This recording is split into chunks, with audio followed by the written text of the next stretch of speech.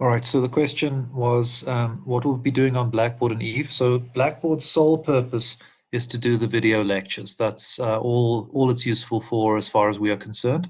As I said yesterday, the Academy has its own course management system that we wrote it ourselves and we've been adding to it since 2002.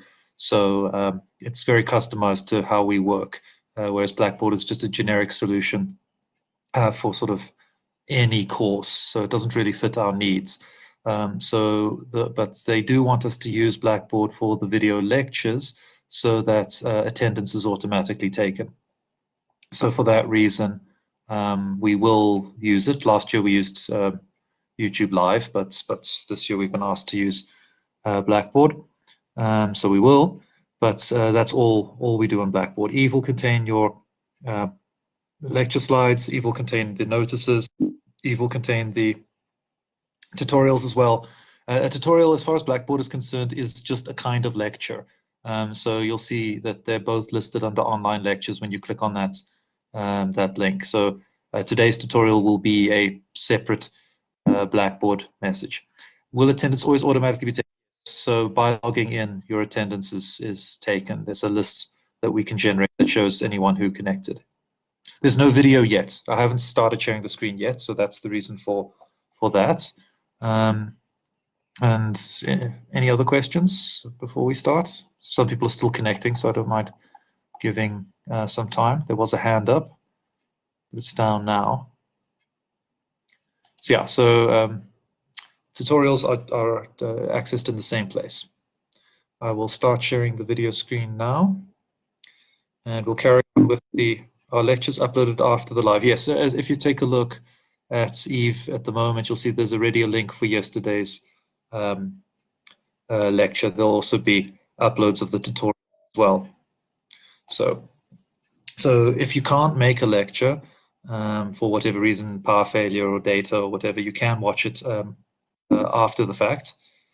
No, okay, so again, we will not be using Visual Studio for this course. We'll make use of MinGW, which is an open source C++ compiler, and the front end that we use for that is CodeBlocks. Informatics makes use of Visual Studio for Visual Basic. Now, as I said yesterday, the support for C++ in Visual Studio has gotten a lot better. Microsoft's compiler used to be pretty bad, and it did a lot of things against the standard in a bad way that would make code not portable from Microsoft to anything else. But they've really improved that in the last few years, and it is actually decent. So technically, if you wanted to, you could use Visual Studio at home for your practicals. As long as you submit your source code, that'll be okay. But it's much easier for the assistants to mark if you do it all in CodeBlocks. So unless you have a very compelling reason, just use CodeBlocks. It's free, it's fast. It doesn't have as many beautiful features, let's say, as Visual Studio, but you don't need them. So that's a great question. Will watching the class after affect anything since attendance is recorded? So technically, it doesn't count as attending, but we actually have a plan in place, which I'll discuss again next week when more people have registered. But basically what we're going to do is we're going to give you a code during the lecture, which you can then submit to a URL, to a website. And then whether or not you watched the video live or if you watched it later and submitted the code later, we'll count that as having attended. So each lecture will have a unique code. And as long as you've submitted that code at some point, it'll count as having attended that lecture. Can you use Visual Studio? Oh, VS Code. Sorry, did you say Visual Studio, Visual Studio Code? Those are two different things. Oh, it's two different people as well. VS Code is lovely. Yeah, go for it. If you install MinGW and add it to your path, which we'll take a look at doing stuff like that today and the tutorials, you can happily use Visual Studio Code, not a problem. So yes, I'll show you how to download CodeBlocks right now in the lecture. Okay, all right, so I think we can start sharing. Then once we're done covering the course administrator stuff, I will start doing stuff that's technically computer science content, but it's not examinable, so it'll just help you be a better programmer going forward, but it's not something that'll actually ever appear in an exam question for 1A or a semester test question for 1A. So let's do that. Okay, video is starting to share. Kind of. No, not me, the screen.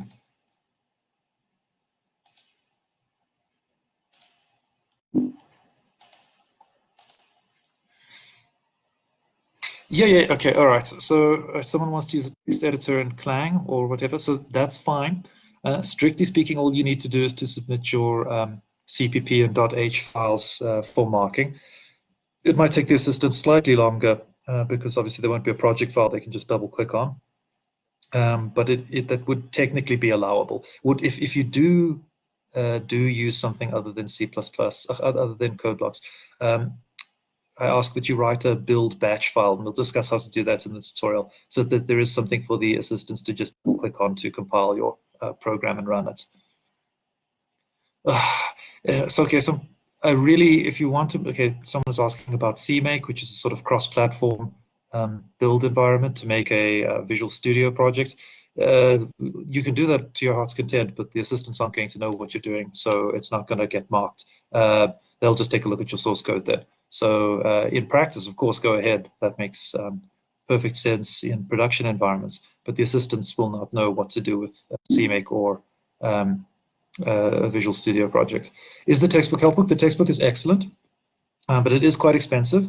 So it's okay if you get an older version or any textbook that has the same content. So you can get the table of contents for that textbook online and find equivalents.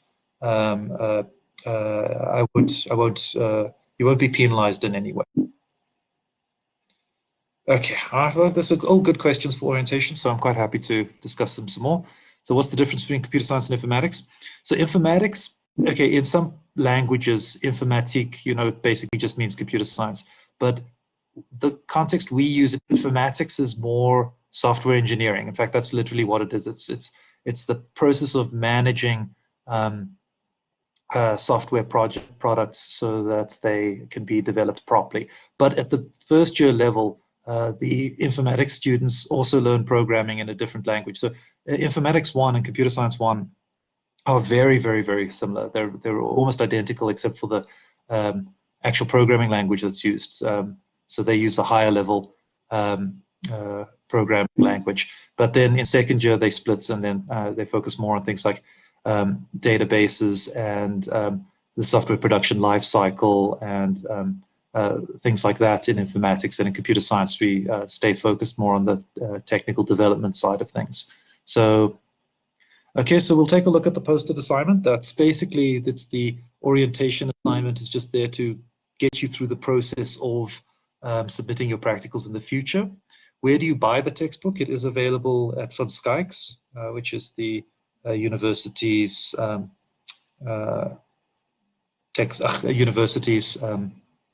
bookshop.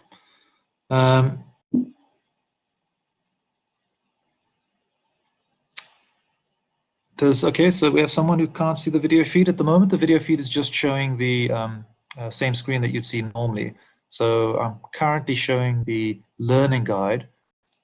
So see if you saw that transition, but the video stream is being shared. So I hope that that's not a problem on your side. All right, do we have to revise informatics this year if we did it last year as an extended student? So if you're an extended student, you would have done informatics 1 in your first year, and now you do computer science 1. They're separate subjects, so you don't have to do any more revision for informatics 1. If you've passed it, you've passed it. That's that. Do you need anything other than code blocks? No, you don't need anything other than code blocks code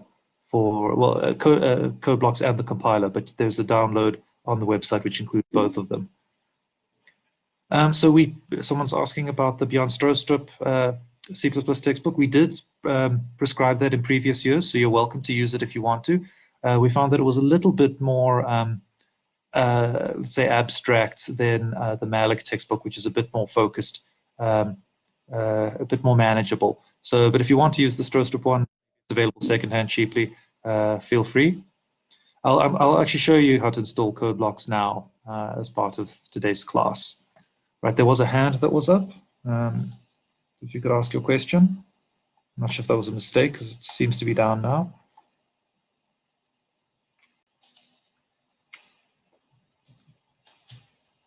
There. All right.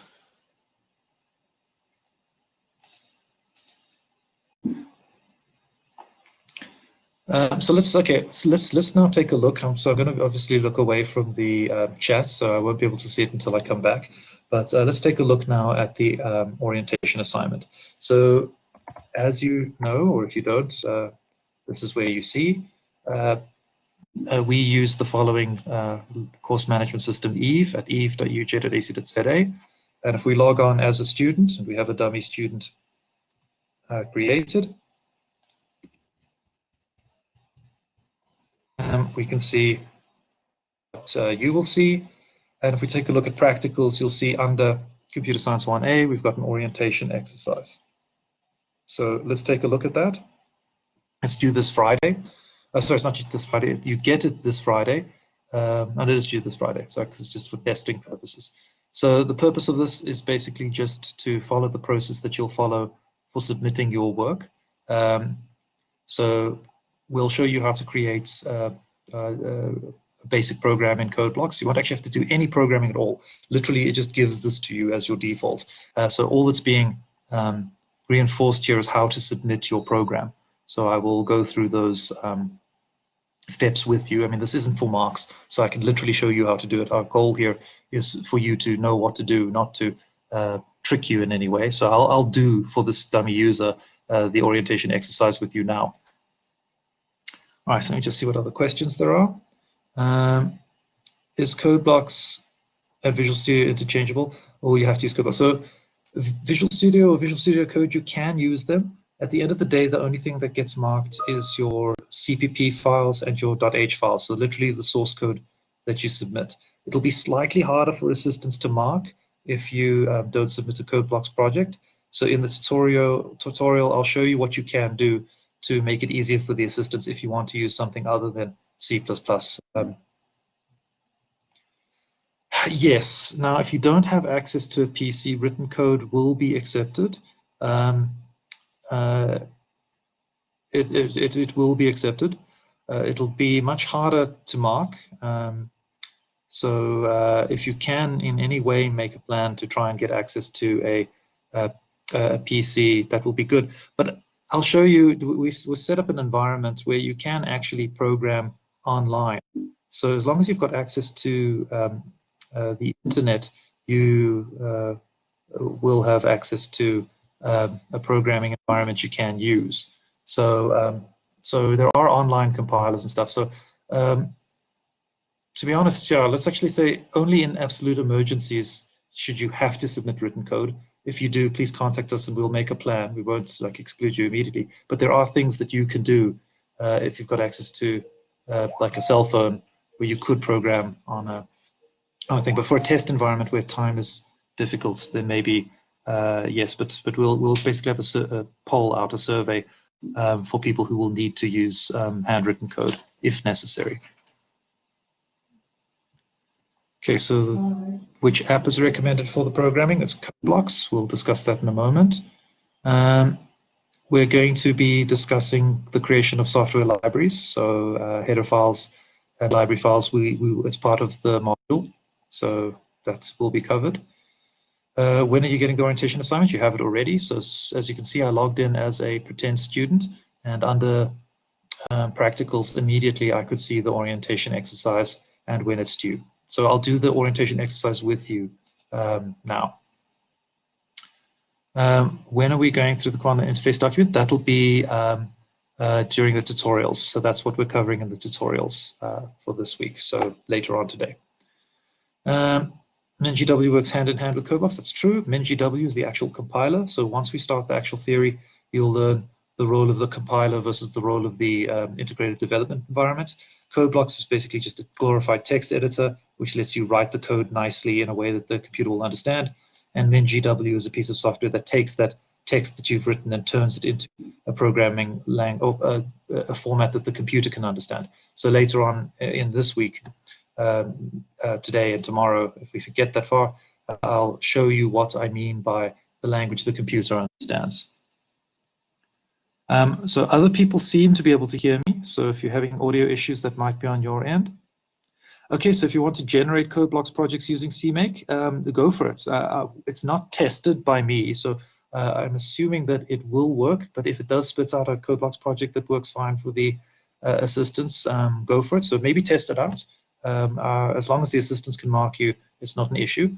So if you try it and the assistants have trouble, then get into contact with us and we will sort that out. All IDEs are glorified text editors. You're absolutely correct. That's 100% true. They're text editors with tools that some people may or may not find useful.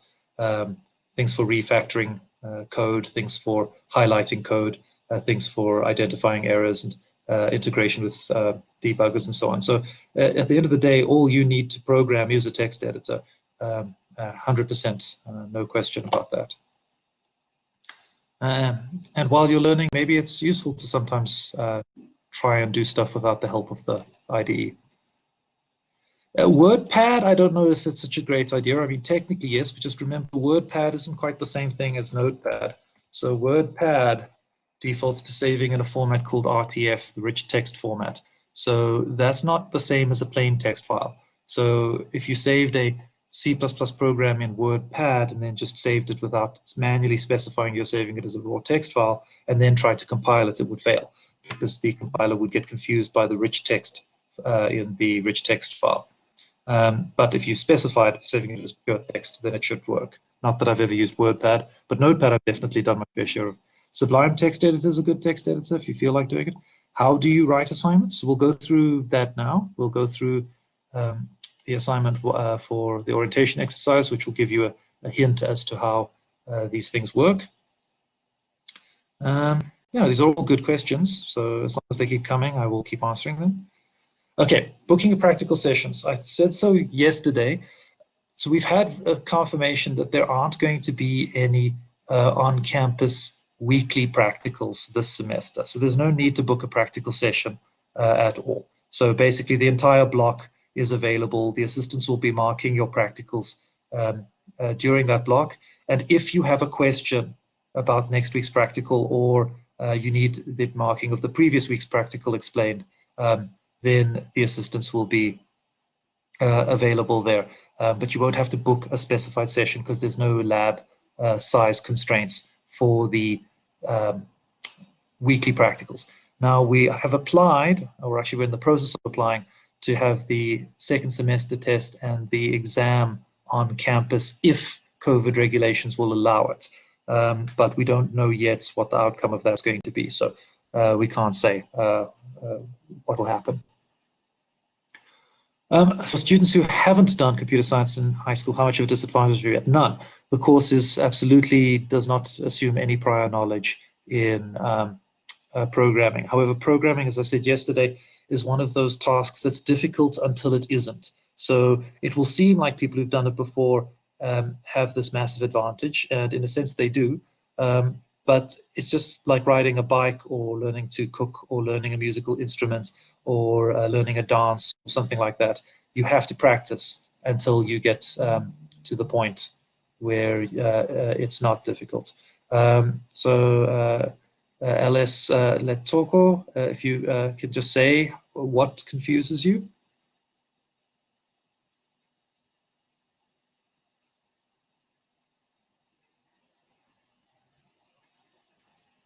Okay, so I will keep going, but I'll take a look back to see if you come back to me, because I understand that you can be confused, but without knowing the nature of your confusion, I can't really assist in any way. No, we don't use WhatsApp for this group. However, we do use Discord. So please join the Discord channel, and we will give you the student rights to the Discord server, and we'll give you the student rights as time goes forward.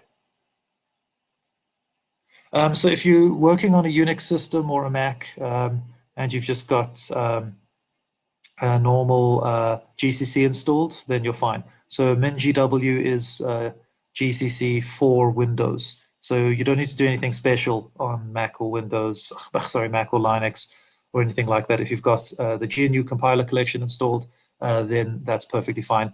MinGW is just the Windows version of that, or a Windows version of that. You don't need to have done IT at school, as stated before. So there's assistants who are available in the labs, and there are there's the Discord channel for asking, and then again there's a separate Discord channel for the virtual assistance lab itself, which has a Computer Science 1 section.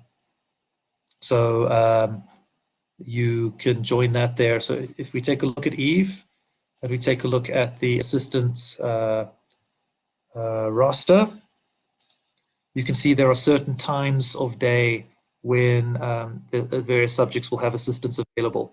So if you find a slot for Computer Science 1, which I don't think ours have finished booking yet because the first years are still registering, but you'll see that slots will appear for Computer Science 1 people. So if you join the Discord server at that time, you'll see assistants will announce their availability, and you can ask them questions directly on Discord.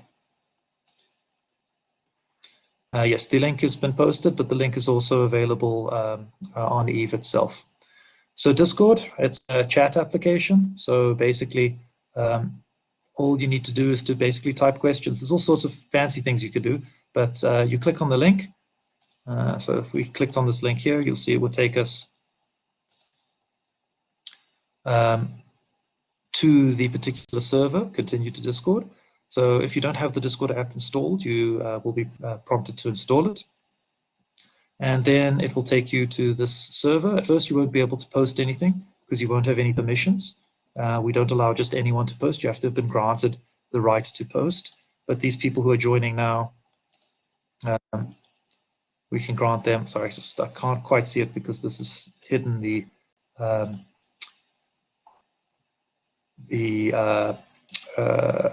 portion of the user interface I need. Maybe if I shrink it, it'll let me. No.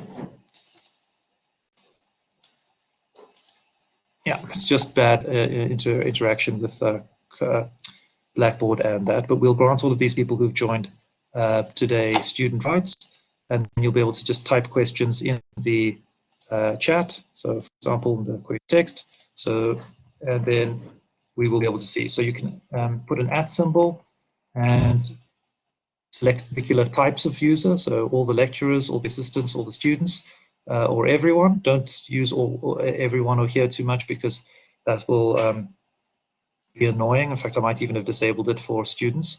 But you can ask a particular question of a particular person, and it'll appear there.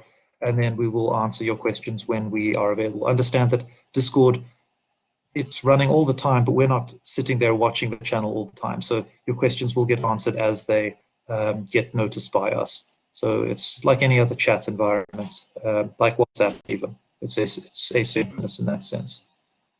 All right, any more questions? Because these are good questions. All right. Okay, what are the advantages of learning C++? C++ is a mixture of a high and a low-level programming language. So one thing it does that, say, Visual Basic doesn't do is it lets you program at a very, very low level of abstraction, very close to how the computer works. So it's very good for learning the technical side of programming, as opposed to just creating business logic, which is why we use it in computer science rather than in informatics. Is the orientation exercise for marks? It will not. It's just purely practice to get used to the process of submitting an assignment. And then when you enter the Discord server, change your name. Okay, if you say you might not have permissions to join, that seems very strange. Please contact myself or Dr. DeToy and send us a screenshot, but you shouldn't have any issues with that. Can you do cybersecurity if you study computer science? Yes, absolutely. Part of the research focus of the Academy, cybersecurity. All right, there was another hand up, but I can't really see what you want. Okay, I see your hand is up. If you could ask your question in the chat.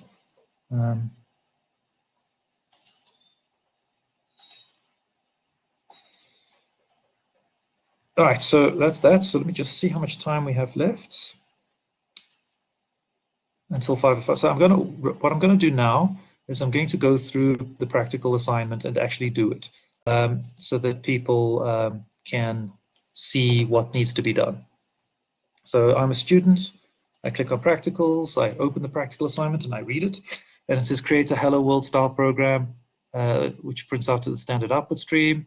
Source code file, unless you know that you don't know what any of this means, it doesn't actually matter because this is all the default. So we want to install a programming environment, and that's called CodeBlocks. I think I might even have it on Eve for you easily. Let's just check now. We disabled that. But we can download it directly from CodeBlocks itself. Okay, so if you go to codeblocks.org, go to downloads, and then you click on binary release. So as we'll learn, you can get the source code for a program, which is basically human readable, but it doesn't run, or you can get the executable version, the binary version. So this is the one that's been put through a programming environment and is now runnable by some computers. This is the one you want because you don't want to actually look at the source code for CodeBlocks. You just want to use CodeBlocks to write your own programs. Okay. So while there are some questions, I struggle to join the Blackboard sessions. My laptop, is there something I can do? So it's joined. You've joined now, so clearly you sorted that out. I have no idea whether there's a dark mode to CB. If you are a person whose eyes are sensitive and you do want something with dark mode, then I would suggest Visual Studio Code.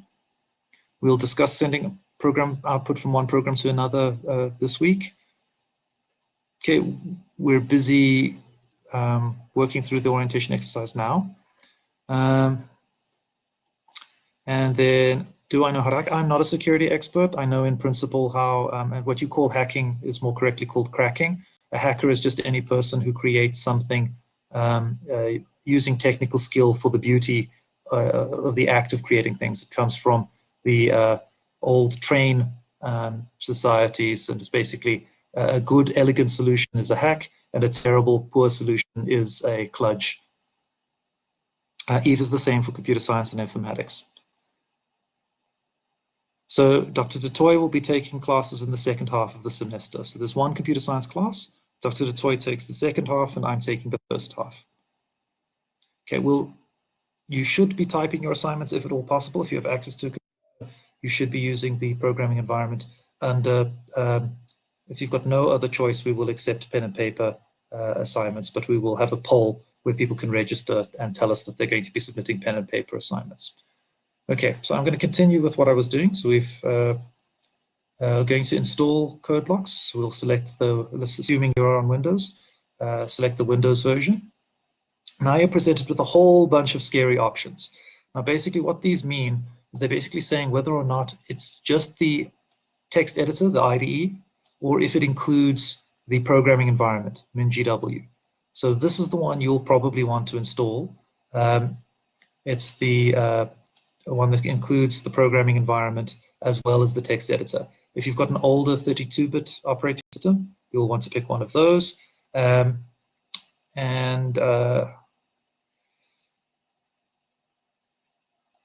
Yeah, so this one should be good enough for our needs. So if we download it, so you can, these are the two places you can download it from. One is called SourceForge and one is called FOSSHub. Doesn't really matter which one you pick. Okay, you download the installer. So the program take a while, unfortunately. Okay, and if you run the installer,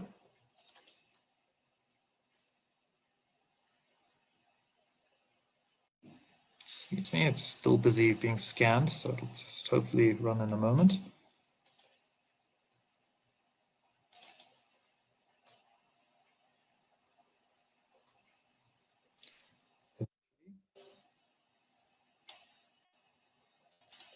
Okay, and what you can do is you can basically just accept all the defaults. Install, install, install, and then click install, and you're good to go. Once it's done, CodeBlocks will be installed for you and will largely be usable the way that you need it. We'll show you in the tutorial a way to use it from the command line once you've installed it, which will then allow you to use something else like Visual Studio Code or any text editor you want, really. So that's all you need. Click on install, you've accepted the defaults, and you're good to go. So once it's installed, what do we need to do? We need to create the default program. So I'm going to do that. So I run code blocks.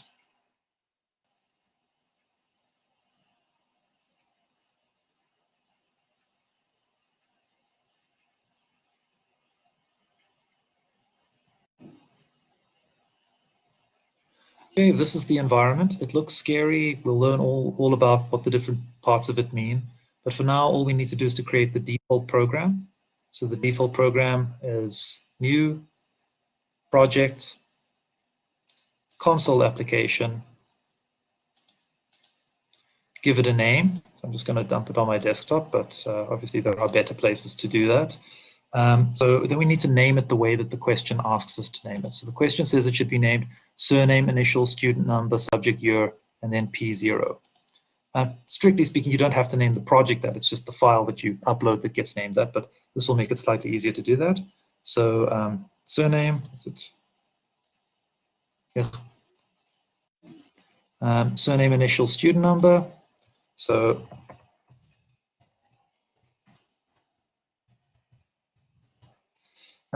subject CSC 01 A1, and then we had the year as well, did we?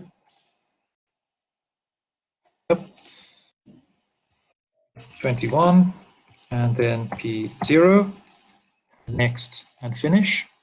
And it's actually done all the hard work for us. It's created the program. We don't know what this means yet. We'll discuss that next week, but it's basically done as far as we're concerned. I just want to check what the questions that have arrived since I looked away are. Right, so let me just get back up. Okay, so you'll type the assignments inside this environment here. If you do not have access to a computer, we will have a poll where you can tell us this, and we can then arrange for text-based written assignments if necessary. Okay, yeah, luckily I do have fast internet. I'm grateful for that. It is a privilege. Okay, so if you've got an older version of Code Blocks, which like the 17 one, it's fine. There may be one or two brand new features that won't work, but for the kind of stuff we do in 1A, it's 100% fine. So if it's working, just leave it. It is very basic compared to, let's say, Visual Studio rather than VB. That's part of the appeal. We don't want the IDE to do too much work for us. When will we be designing? We'll begin designing next week. We'll start with program design. You'll be examined by writing a program. So the second semester test and the exam are both software things that you have to program. However, if you do well enough in the second semester test and your average is high enough, you can promote, and that means you don't have to write the exam. Which file must we download? So if you're talking about the Code Blocks ones, it's one of the ones that says Code Blocks, MinGW, and Setup. So if you can just look through the video feed of this video, you'll see exactly which one I downloaded. Okay, and I'm about to submit now. So I've created the project. The project works, not that it really matters. Does Hello World. But now we need to submit it. So let's do that. So here you can see it's created a directory named the right way, but inside the instructions, it says we need to do a couple of things. It says we need to have a source directory, which is going to have the stuff we need to run or compile the program, a bin directory, which is going to have the executable version of our program. We'll discuss the exact process and what that all means in the future, and then any design documents, which we won't have yet because we haven't learned how to design. But I'll still create the folder in the correct format. So we're going to have source. We're going to have docs, will be empty, and we're going to have bin. We've already got bin. You can leave that. No, that's fine.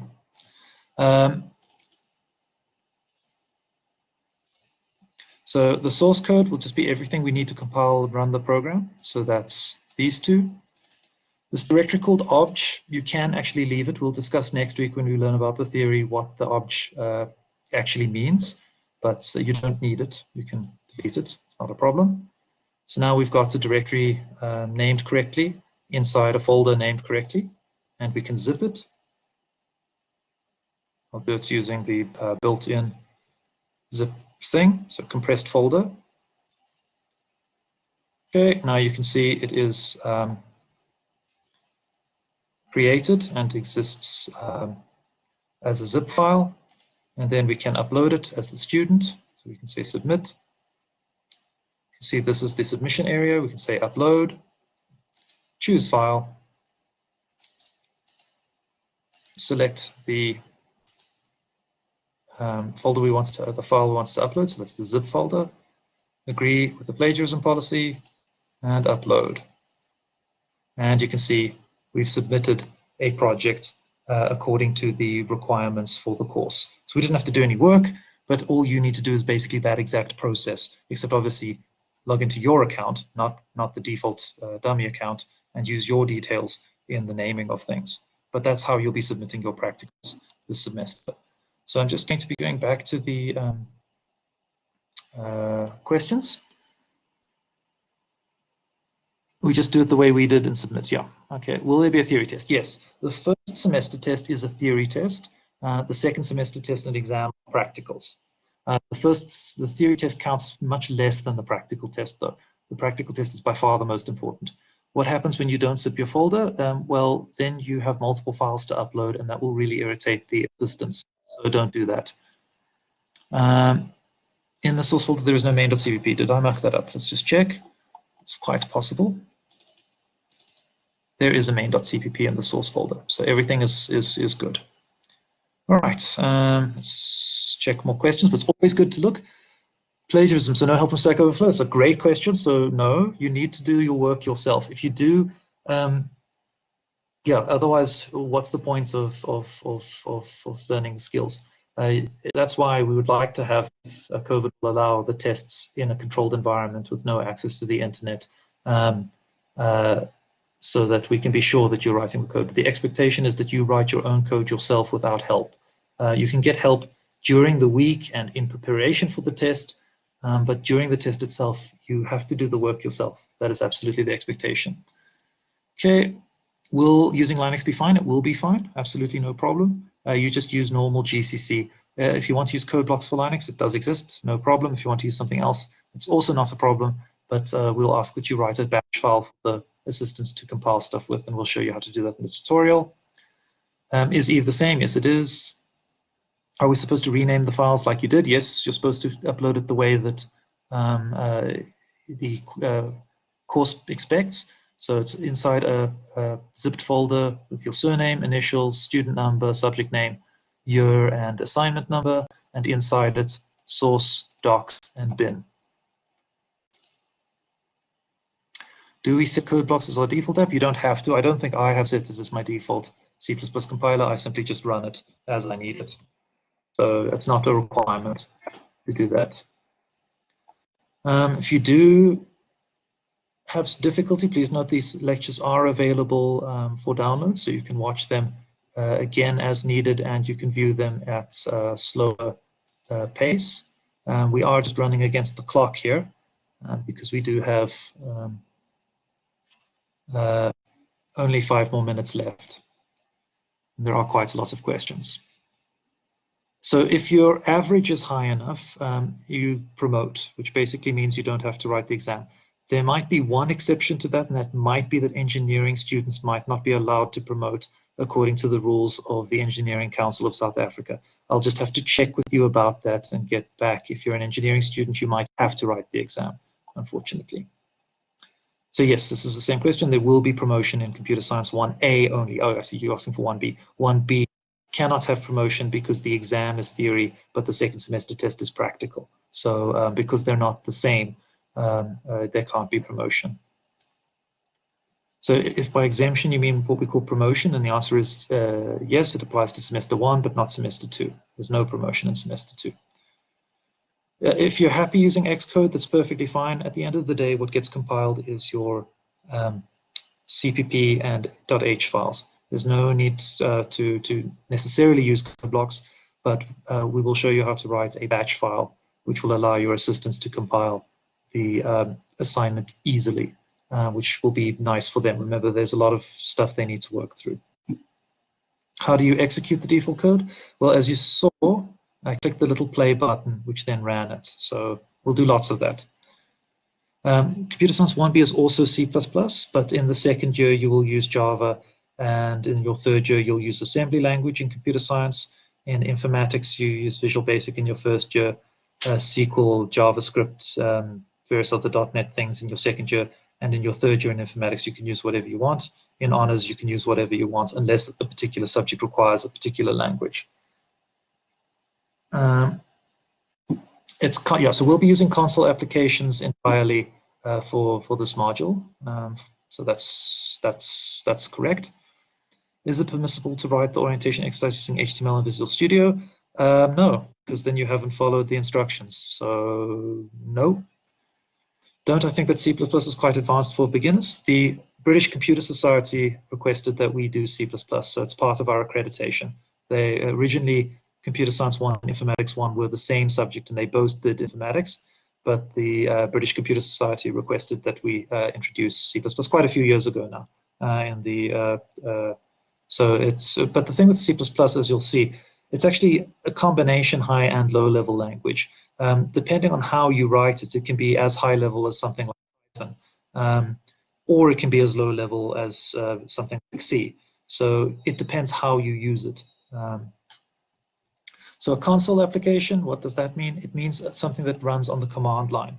And that's exactly what we'll be discussing in the tutorials now. So I'm basically going to end this session now, and we're going to switch over to the tutorial session. And yes, the video will be uploaded just like all the other ones. But yeah, the tutorial will be starting, well, okay, I suppose we can stretch it until 10 past, but by 10 past, I've switched over to the tutorial. And yes, all of the videos for the tutorials and the classes will be uploaded.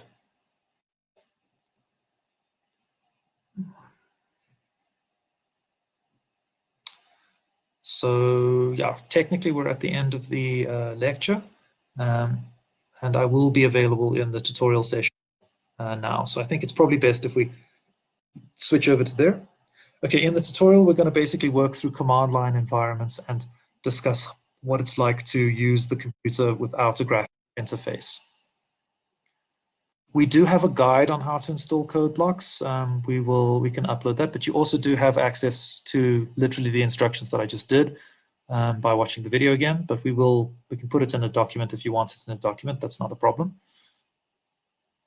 So Practical Zero is due on Friday, but it doesn't count marks. It's literally just practice. So for the next assessments, you'll know what to do. The tutorial is today and during the week. So there's 4 tutorials really. They're all exact copies of each other. So you only need to attend one a week. The one that's done by me is the one on Tuesday. Yeah, so it's available throughout. So this is just because there's some people have very complicated timetables. So if there's any clashes, you can go to any of the other sessions if you want it live. Okay, that's all good. No problem. That was perfectly correct what you said. All right, so you have to attend one a week. So whichever one is most convenient for you. And we will very soon probably be introducing Saturday versions of the tutorial as well. So we'll have lots of options. How many lectures? All of the lectures are compulsory, so 3 lectures a week and 1 tutorial of a week. If you can't attend a lecture during the hours that it's being live streamed, we will have a system in place from next week onwards where you can still indicate that you've watched that lecture and we'll still count you as having attended. Because we do know that there's power and data problems and so on. So, but you have to have watched all of the lectures. That it depends on which, so the question is about taking informatics as an elective. That depends on the degree you're taking. So I can't answer that question in general. That depends on the rule of the degree you have. Sorry, there's lots of different people doing different degrees in the subject. Okay, we've had other requests for slides for how to install code blocks, so I will show you upload a document. So math and comp sci, probably not. I'll be perfectly honest with you because I think your schedule is full, but the math and comp sci degree is run by the maths department. So you'll have to contact Prof. Nyabatsa who's the head of the maths Department of Mathematics and Applied Mathematics, and they'll be able to answer the question for you. Maths and Comp Sci isn't actually one of our degrees. You won't be learning SQL this year. If you're doing both informatics and computer science, you'll learn SQL in Informatics 2A. For Windows, we use MinGW. Other people have mentioned Clang. Clang is perfectly fine as well, but we use MinGW as our compiler.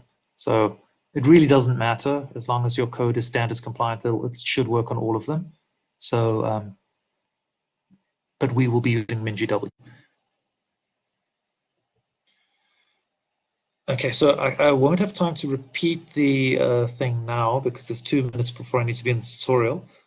So you can re-watch the recorded session, and if you're still confused, please ask in the Discord server and we can help you with that. All right, so unfortunately I don't have time to go through that whole thing again now. So if the student is struggling, they can also ask chats in the Discord channel, questions in the Discord channel. Yeah, it'll be available on Blackboard, and we'll upload it to YouTube and post the link to the YouTube version on Eve. So it's your choice how you want to watch it. Okay, all right, I have to head off now, so thank you.